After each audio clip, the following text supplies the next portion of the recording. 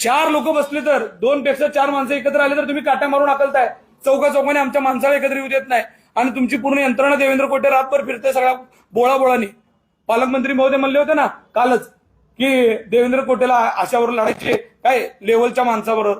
त्याची काय लेवल आहे ते अमोल शिंदेला चांगलं माहित आहे. माझ्या जोडीत तो पहिलवान मोठा झालाय. 1 वर्षाचा आमदार आहे. एमआयएम बरोबर इलेक्शन लढलंय म्हणून तेवढी मतं पडलेत. जरा बी फुगायची गरज नाही. ज्या दिवशी शिवसेना बॅलेट पेपरवर असेल ना एमआयएम वर्सेस धनुष्यबाण आणि कमळ, त्यावेळेस पब्लिक कुणाला चॉईस करेल ना ते तुम्हाला सगळ्यांना माहित आहे. तुम्ही फुगीर पद्धतीनं राहू नका की एमआयएम बरोबर इलेक्शन लोकांनी स्वीकारलं. एमआयएम नको म्हणून तुम्हाला टाकलेली मतं म्हणजे काय तुमची मतं नाहीत. याच इलेक्शनमध्ये चॅलेंज आहे माझं.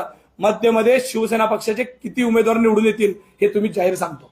तुम्ही काळजी ना मध्यमधल्या उमेदवारांची करावं. तुमच्या मतदारसंघात किती लोक निवडून येणार आहेत. तुमची सासू नाही पाडली ना तर नावाचा अमोल शिंदे नाही एवढं जाहीर सांगतो. तिथंच नेऊन त्याच मतदारसंघात पाडतो एवढं मी सांगतो. लक्ष तिथं द्या.